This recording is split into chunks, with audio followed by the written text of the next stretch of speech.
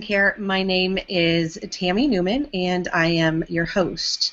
I am really excited because I finally have an opportunity to really extend my reach past what I've been doing in regards to the radio show that I launched almost 2 years ago.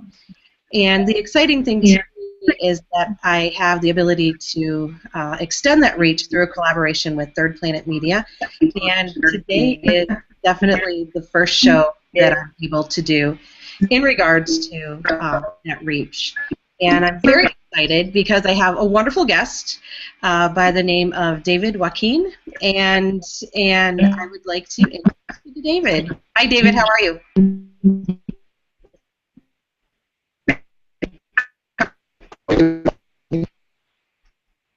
You know, David, I'm kind of losing you a little bit. I don't hear you.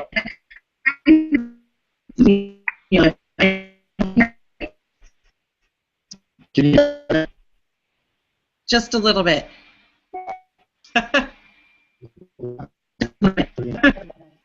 Okay. There we go. I think we've got you.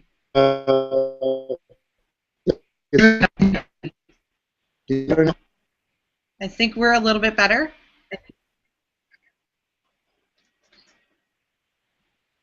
So, it's always nice with new technology and new platforms. So, David, why don't you say something so I can make sure that I've got you? I'm here in Hollywood, California. Perfect. Perfect. Okay, great. Let's slow it down. So, why don't we start from here? And why don't you tell us a little bit about your background and a little bit about what you do professionally? Well, how far back do you want me to go? As far back as you're willing to go. Well, I was born in Casablanca, Morocco, which is in North Africa. I came to the States when I was 12 years old. I was raised in the East Coast, mostly New York, New Jersey, and Florida. Moved out to California about 15 years ago, and that's when I started the acting, directing, and producing, writing, and filmmaking. And that's what I do today. And the name of the company that you're the CEO and founder of is HFC Pictures, correct? Correct, HFC Pictures. So, and that stands for Hollywood Fight Club Pictures. Correct. And what we're talking about today is the documentary that you're putting together, actually about yourself, which is One More Round. One More Round. Right. So I see that there's a little bit of here in regard to boxing. And I was curious if maybe you could tell us why you gravitated towards boxing. You know, in my 20s, I boxed and I was ranked number 2 in New York. I was a finalist for the New York State Golden Gloves in 1993. So when I decided to do this documentary, I felt like there was an unfinished chapter in my boxing career, and that's why I decided to go back and box, one fight. I'm not sure if I answered your questions or if I understood it quite. Well, you know, the reason that I asked this is as I was looking at your, I was watching the trailer a couple of times over the past week, and I know that I think one of the reasons that you stated in the trailer why you kind of gravitated towards boxing, you know, before was a little bit to kind of protect yourself, and also in regards to that was also something that your father really enjoyed was boxing as well. Yeah, well, I guess the reason why I started boxing is because yeah, I was picked on a lot, and I also never really had a close relationship with my father. And I guess as a son, you always look for that pat in the back.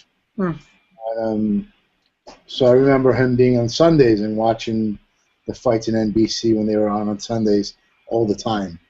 And so when boxing came into play, I thought it was a great way for me to get the pat in the back and also to be able to defend myself. You know, you get to a point in your life you kind of get sick to get picked on, and so that's why I really started boxing. as I read through some of your information, as I watched the trailer that gives a lot of information about this documentary, one of the things that, and I'm going to loosely quote your life coach, Cynthia, in regards to this, because I really think that One More Round is not just solely about you getting into the boxing ring and boxing again.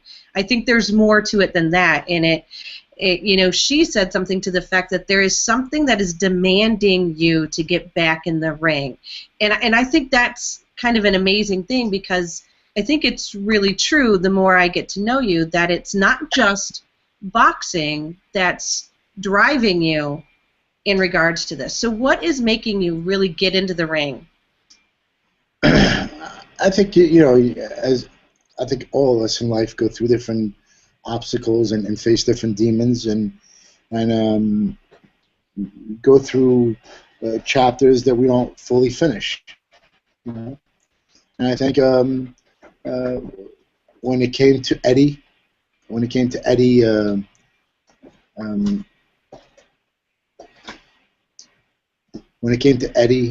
trainer, it was the same thing. I think we had an unfinished chapter there, and then watching him pass made me realize my life as well had unfinished chapters, and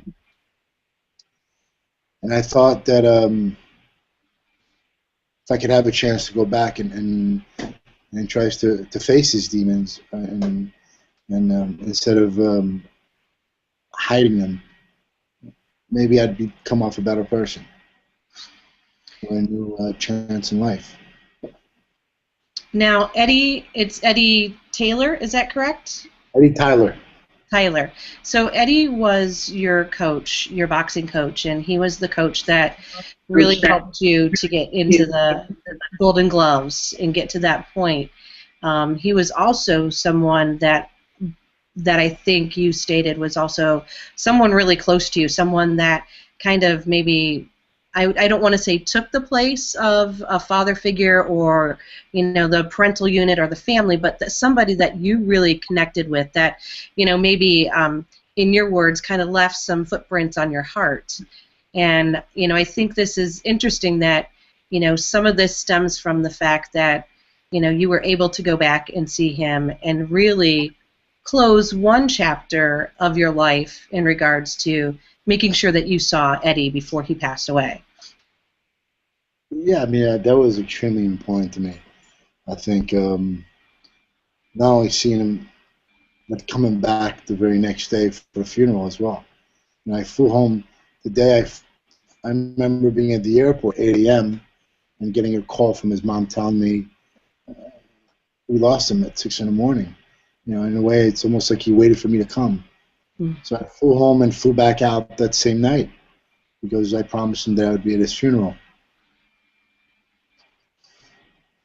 Now, do you think that, and I can see how emotional this is, talking about Eddie, talking about these things, and I think as I've watched some of this information, gone on your Facebook page and your website to learn more about what you're trying to do with One More Round, is really finding that closure and fighting these demons so that you can really be the best person that you can be. And I think what I've also was curious about, and this was just kind of me, thinking through this, I think that by not having closure, has that changed your life in any way, shape, or form? How has that affected you by not having the closure? How do you think that's affected your life? I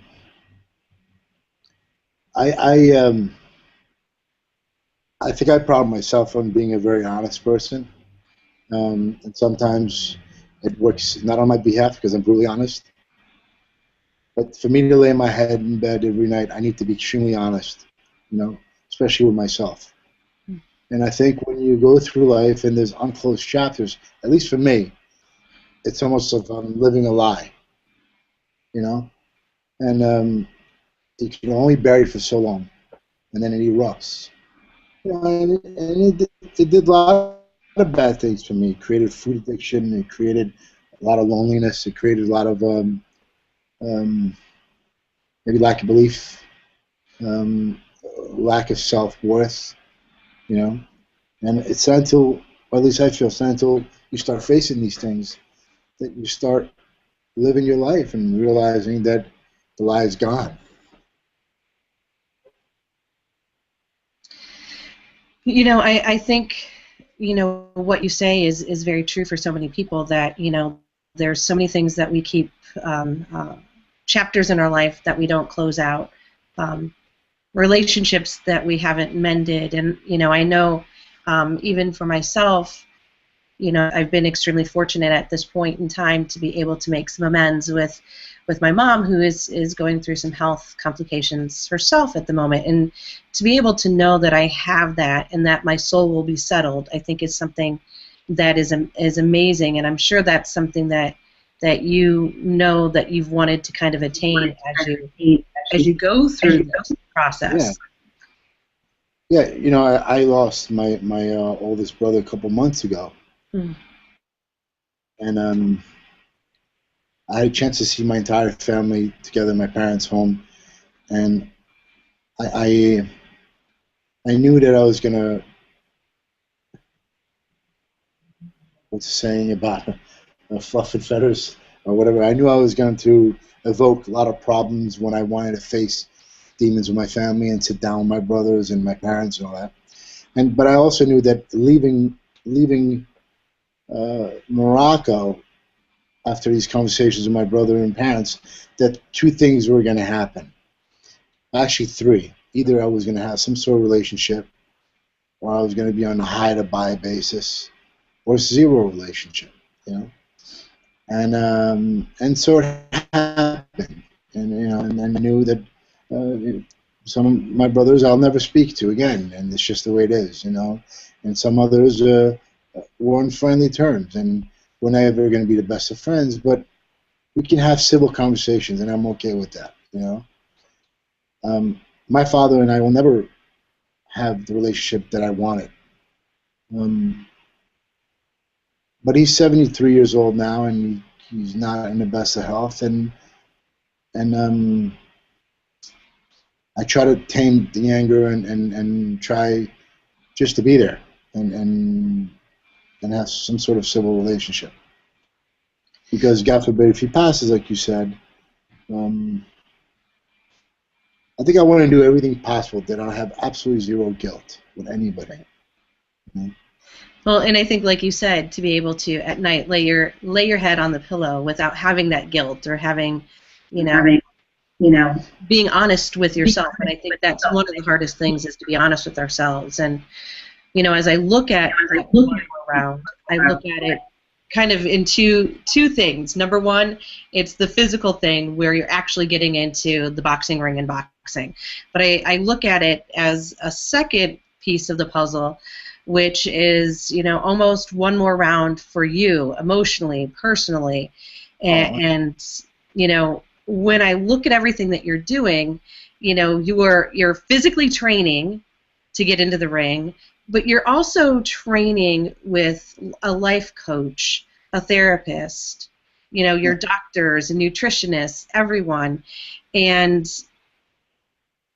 I think this is really interesting to see you go through this and really put the effort into it. And I guess one of the questions, because as I look at your team, I'm thinking this team is really important to you. And I'm curious, how has it been to work with this team and have them really help you flesh out some of this stuff? Well, we started out with a full team. As the process went on, I realized I'm a very old school guy, and the nutritionist never worked out for me. I like to do things the old-fashioned way, just eat clean, get in a calorie count, and be done with it. The fit, we've had a top fitness coach as well, and at some point we had to let him go. I just want to do the old school, just getting up, running in the morning, and hitting the boxing gym hard. So this works for me. It might not work for the new boxers today, but for me, this is what works. as far as a life coach, Cynthia has been awesome. I don't see her as much as I used to. I see her maybe once a month, if that. But every time I catch up with her, everyone's kind of the same page, and it's great. Dr. Yellen plays probably the biggest role in this, my therapist. I used to see him once a week. Now we see each other maybe every 2 weeks or so. But, we're pretty close, and we discuss a lot of things. And, this has been a hell of a roller coaster, mentally and physically. Every morning you get up with an injury that you don't know where the hell it came from, And most of the time you're working out with injuries. I'm 45 years old. I've come from sitting on a couch for 22 years and eating horrible for 22 years. Right. And mentally, I'm facing a lot of demons. There's a lot of demons you're facing, and not only the obstacle of training yourself to become a professional fighter again, but just the day-to-day obstacles, the financial burden, the family, everything. Every addiction you've acquired in the last 20+ years. Do you know what I mean? So it's been a hell of a challenge, and even though we're 18 months into it, and there's progress and all that, the tunnel is still black. You just have to have hope in your heart and keep going forward. And we've been really lucky. I mean, we've had a lot of amazing interns to come in and help us out in all aspects. My production team, Ashley, Max, and Brett, have been awesome. Ashley was forced to move back with her parents because she's working 14, 15 hours a day without making any money to make this happen, So we've had an amazing support team all around, from the talent that we've acquired on board from different doctors that just jumped in and said, yeah, I mean, we've had some of the best doctors we have one of the best ear and throat doctors in the country, if not the world. And they just jumped on board and said, yeah, we're going to help you and we're not going to charge you. We want to see you do this. Brian, who's from My Hand Specialist, from Hands. I mean, he's just amazing. I mean, he's just always there, always positive, always pushing you. So I've been really fortunate to have an amazing team. The food.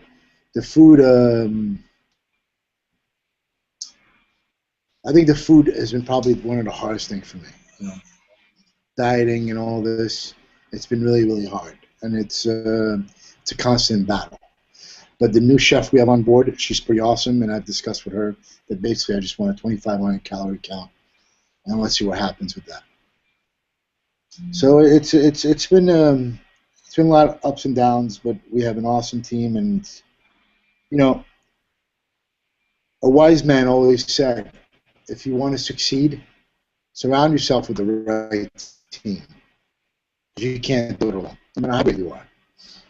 And I've always been a believer in that. I've never been an egocentric guy. I've always felt that no matter what I did in my life, it took a team. I got to the finals thanks to Eddie. I couldn't have done it without Eddie, even though I was fighting. And it wasn't just a coach. Eddie was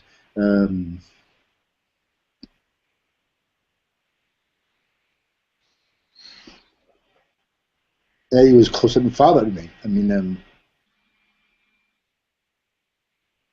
I think it. Yes, surrounding yourself with people that you can trust and that are passionate about what you do is the number one thing. Everything else doesn't matter. I take passion over talent any day, because that's the truth. That's the honesty. You know what? I think it's heartwarming to me to see the relationship, or how much that relationship meant with you and Eddie. It's something that's very very apparent. You definitely wear your heart on your sleeve in regards to this relationship, and I know your past and your history is something that has been extremely difficult, and I'm sure that having Eddie enter your life at that time was really, a godsend almost, in regards to him being there for you. And I like to see the fact that he has really kind of sparked you into this journey, and this is a journey that I want to commend you on, because let me tell you, when I'm on a diet, it's not a pretty picture, and when I'm trying to work out, it's not a fun thing to go through. So I'm truly amazed to watch you not only go through all the physical stuff that you're trying to do, hop into the ring, you know, take control of that diet. You're also then really critical and tough conversations with people, and I think that's another really hard thing to do. And then on top of it, you decided that you're going to document all of this, that you're going to have a camera hanging around with you while you go through this process. And, you know, I'm curious, how did you come to that decision? Because honestly, I don't want anybody to watch me working out or watch what I'm eating. That's not on my top 10 to-do list, or even go through some of the stuff that I've gone through emotionally and kind of dig that stuff up. So what really spurred you to really want to put this down for all of eternity to see? You know, I think the thing that moved me the most about this journey is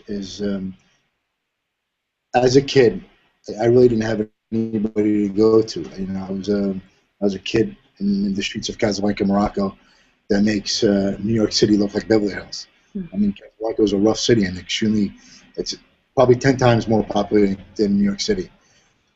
But my escape was sneaking into the movie theaters or trying to get, you know, 3-4 dirhams to try to get into the movie theater, because that's where I saw my role models, you know, the characters, not so much the actors. So I always felt that if a kid out there can watch this and if he can get moved by it and that can inspire his life no matter where he's at in the world, then I've done my job, you know. But we've come to realize that we're inspiring women, men, kids, old, young, different races, different religion, and it's that's been really moving and inspiring. As far as being honest in front of look, my entire life, I was pretty handsome, I was pretty ripped, I never had any problem being open, you know, and I started gaining weight and not looking so good, and that's when the insecurities come in. But none of this really mattered to me. To me, it was if I could be 100% brutally honest, physically and emotionally, then that's the only way it's going to do anything. You know, that's the only way that this could really affect people. You know, so watching Eddie in his last 8 days at the hospice, you know, he was living in Pittsburgh and I was staying in Ohio. It was a 2-hour drive I would do every day. Until the last couple of days, I just got a hotel room in Pittsburgh. But I remember driving back to Ohio every day and feeling like something, I didn't know what it was, but something was wrong. Something was just missing.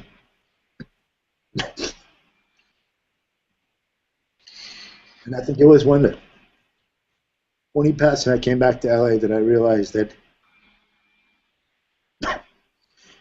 for one, I think that he got the short end of the stick and his story should be told. And two, that our relationship was quite amazing, you know, and we were complete strangers that I think we both needed each other in that time in our life, you know, and that's what made us really strong, you know.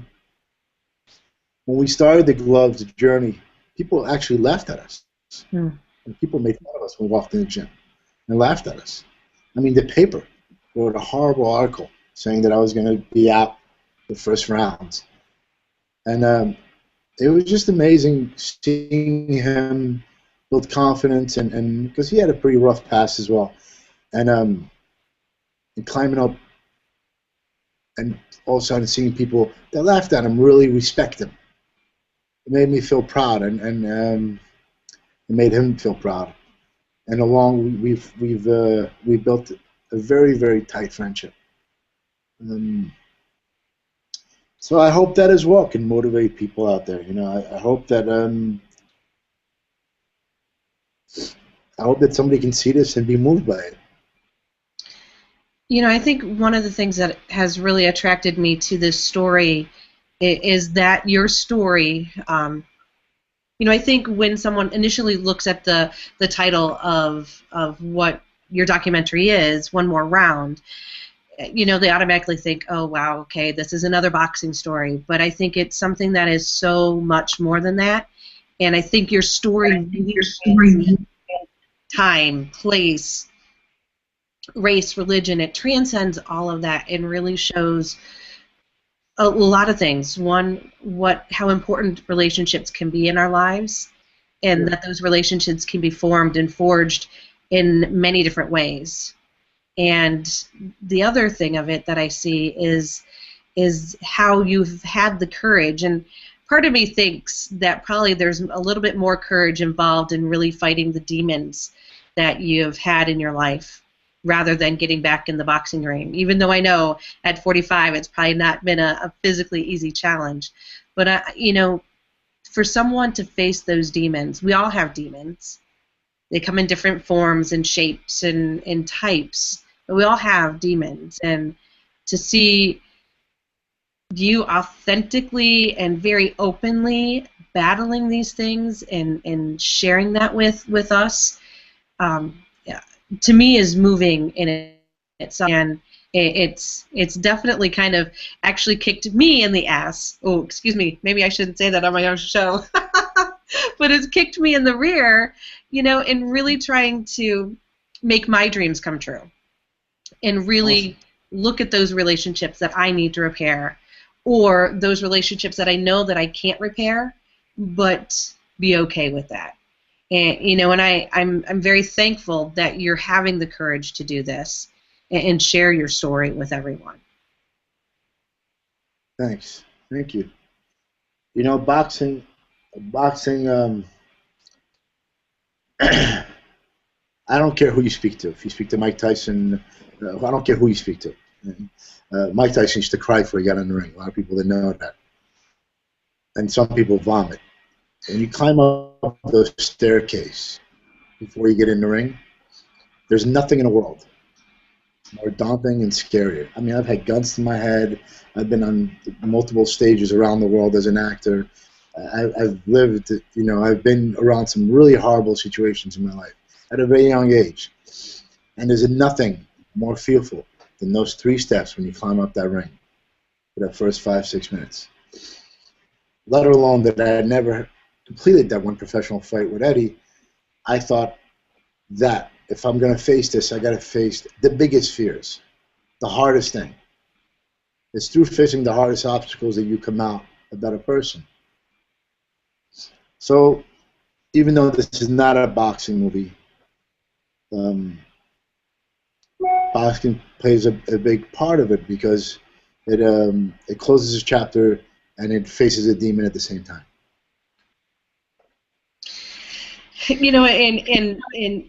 And just that statement in and of itself of the fact that those 3 steps into the boxing ring are the toughest or the hardest or the most fearful. There's so many things that, we all look in our lives and we think, okay, that's the most fearful thing that I can do. And that's such a beautiful way to really show that sometimes, we can still be fearful, but we face it and we walk through it and we get through it. So I think it's amazing that's something. I think I will now always envision those 3 steps into the ring a little bit differently now that you've shared that with me. I once looked at somebody. I once spoke to somebody that was extremely wealthy when I was in an overseas program over in Tel Aviv, and I met this man that I didn't really respect. He was very flamboyant with his financial success. But for some reason, he took a liking to me and invited me to dinner at his house one night with his family. We went out to his balcony and he was showing me his home and this and that. I was 22 or 23 at the time. And I looked at him and I said, how did you do this? I mean, how did you accomplish this? And I think and the entire time that I've known him, it was the first time I've seen him sincere. And he looked at me and he said, you could do it. You have to believe in yourself and just get up and do it. And you have what it takes. And I think everybody has what it takes. But they have to get up and take the first step. They just have to do it. They have to shut down the fears and just get up and do it. And somehow or another, the universe conspires in helping you. You know, if you had told me a year and a half ago that I was going to get up, run 4 miles, go box for 2 hours, come back, produce the film, you know, I would have said you're crazy. It's never going to happen. You know, somehow or another, the world conspires to help you. You just have to get up and do it. You know, I absolutely love that. That's something that within the past year and a half, if I would have even talked or dreamt of being able to have really great conversations with people such as yourself a year and a half ago, I would have been like, yeah, that's crazy. But, you know, a lot of that there was a lot of fear in putting myself out there, whether it was the radio show or doing, you know, something like this, which is a new platform for me. There's a lot of fear involved in that, but I still do it. Sometimes it's not as successfully as I want to, but, you know, I still face that fear. I still walk into it. I'm not saying that I'm perfect at it, but I really agree with you in the fact that I think everyone has the potential for greatness or whatever greatness it is that they envision. And I think that's just a marvelous thing, and I love the fact that you're able to really share this story with people. And let me ask you this. So you said you're about 18 months into putting this whole thing together. So are we close to the end of it? Where are you going to end the documentary? Well, now we're in talks to possible docuseries, pitching it to hopefully big networks like HBO and Showtime come out with a 3-season docuseries, which will culminate with the feature film. But either or, we're looking, you know, now as of Wednesday, I start really doing the calorie count on my diet and start dropping weight. I think I have an amateur fight set up in October, so hopefully we'll wrap this up within 6 months. You know, that's the goal, to wrap this up within 6 months, and from that, I guess it depends on the distribution or network, how it goes, if they're going to hold it, if to shoot the documentary, if the docuseries come out before the documentary or not. That's pretty exciting to be able to see that the dream that you've had is starting to kind of, you know, come to its end, or actually it's beginning to all of us. It would really actually be the beginning for us to see what how your story has unfolded. And I'm hoping, because we're getting to that point where I unfortunately I could probably talk to you for another hour or two, but I know I have some hungry kids that I have to feed, so. By the way, you're doing awesome. You know, Thank you. One day I'll be somewhere and we'll be listening to your podcast, and I'll tell people, you know, I was on this podcast, and they'll look at me and they'll be like, yeah, right. You know, you're gonna be bigger. When that happens, give me a call. I'll pass the phone to them. Look, Tami, can you say hello? Because people don't believe me. I appreciate that. Now, before I let you go, I want you to share with everyone how they can, because I know the trailer. I would love for everybody that is watching right now to watch your trailer, because it's 8 minutes of actual. You need your Kleenex box sitting next to you, so it's 8 minutes of, you know, watching a little bit about your story and unveiling of who you are and what you're trying to achieve. So if you can tell them how they can see your trailer, your website, Facebook page, any of those things. I do promise that the docuseries and feature will have a little more comedy as well. Not just... But, yeah, I mean, the best way to catch the trailer is in our website, which is www.onemorerounddoc.com. Again, www.onemorerounddoc.com. And then also, you know, you can follow us on Instagram. You can follow us on Facebook, One More Round Doc. And please leave us your info, your input. Everything really matters. It's all, you know, it's a collaboration. Absolutely, and I'll make sure that all of that information is on my definitely on my Facebook page, so that they can get to your website, because I believe all of those connections, the Facebook, the Instagram, they can leave an email for your mailing list so they can make sure they get those updates. So I'll make sure that all of that is on there as well.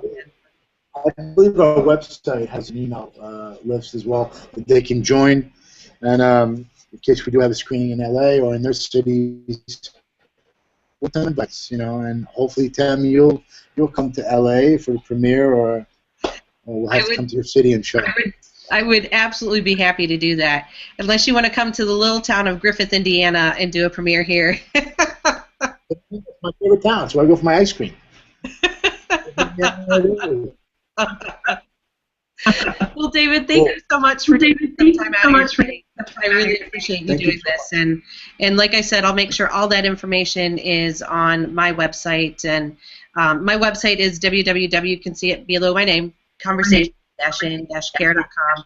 And then on Facebook, facebook.com/conversationsincare. So thank you so much. Thank you very much, Tami. Absolutely. Thank you. Thanks. Thanks. Bye-bye. Ciao.